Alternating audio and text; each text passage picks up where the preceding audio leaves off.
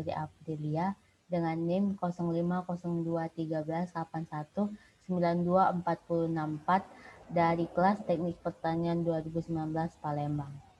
Di sini saya akan menjelaskan tentang siklus hidrologi. Pengertian siklus hidrologi. Siklus hidrologi adalah proses pergerakan air dari bumi ke atmosfer dan kembali lagi ke bumi yang berlangsung secara terus-menerus. Siklus hidrologi tak hanya ada dengan tujuan untuk mempertahankan ketersediaan air, namun siklus ini juga menjaga intensitas hujan. Tak hanya itu saja, siklus air juga menjaga suhu dan cuaca yang ada di bumi agar semuanya tetap teratur.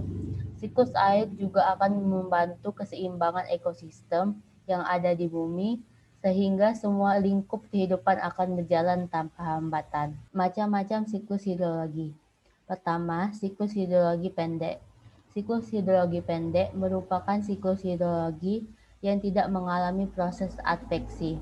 Uap air yang terbentuk melalui siklus hidrologi akan diturunkan melalui hujan yang terjadi di daerah sekitar laut tersebut. Kedua, siklus hidrologi sedang. Siklus hidrologi sedang merupakan siklus hidrologi yang umum terjadi di Indonesia. Hasil dari siklus hidrologi sedang ini adalah turunnya hujan di atas daratan.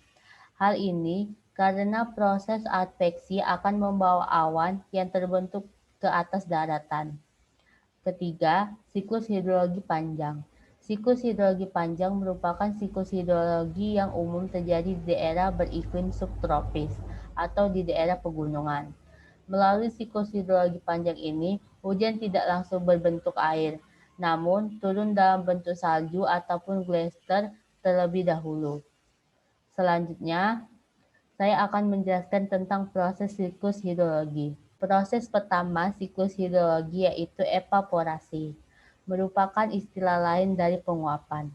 Penguapan yang terjadi dari air yang berada di bumi seperti samudra, laut, danau, rawa, sungai, bendungan, bahkan area persawahan.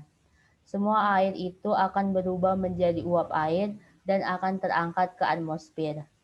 Selain evaporasi, ada bentuk penguapan lainnya, yaitu penguapan yang berasal dari jaringan makhluk hidup.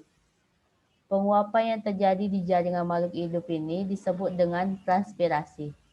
Sama dengan evaporasi, transpirasi juga mengubah air yang berwujud cair dari jaringan makhluk hidup tersebut menjadi uap air. Namun, biasanya penguapan yang terjadi oleh transpirasi jumlahnya lebih sedikit atau lebih kecil dari penguapan yang terjadi oleh evaporasi. Jadi, gabungan dari evaporasi dan transpirasi disebut dengan evapotranspirasi, yang merupakan total penguapan atau penguapan secara keseluruhan, baik yang di permukaan bumi atau tanah di jaringan makhluk hidup. Tahap lain penguapan adalah sublimasi. Sublimasi merupakan proses perubahan es di kutub atau di puncak gunung menjadi uap air tanpa harus melalui cair terlebih dahulu. Tahap selanjutnya adalah ketika uap air dari proses evaporasi, transpirasi, evapotranspirasi, dan sublimasi sudah mencapai ketinggian tertentu, uap tersebut akan berubah menjadi partikel-partikel es yang berukuran sangat kecil melalui proses kondensasi. Kondensasi merupakan berubahnya uap air menjadi partikel-partikel es. Partikel-partikel es tersebut akan saling mendekat satu sama lain hingga membentuk suatu awan. Lalu, tahap selanjutnya adalah adveksi, merupakan perpindahan awan dari satu titik ke titik lainnya, namun masih dalam satu horizontal. Proses adveksi terjadi karena adanya angin dan perbedaan tekanan udara sehingga berakibat awan berpindah. Lalu, setelah proses adveksi, selanjutnya akan mengalami presipitasi. Presipitasi merupakan proses mencairnya awan hitam akibat adanya pengaruh suhu udara yang tinggi. Pada tahap inilah terjadinya hujan. Ketika awan sudah mengalami presipitasi dan menjadi air yang jatuh ke bumi, maka air tersebut akan mengalami proses runoff. Runoff atau limpasan merupakan proses bergerakan air dari tempat tinggi menuju ke tempat yang lebih rendah yang terjadi di permukaan bumi. Tahapan selanjutnya adalah proses infiltrasi. Proses infiltrasi merupakan proses pergerakan air ke dalam pori-pori tanah. Air yang sudah di bumi tidak semuanya mengalir di permukaan bumi dan mengalami runoff. Sebagian air tersebut akan bergerak menuju pori-pori tanah, merembas dan terakumulasi menjadi air tanah.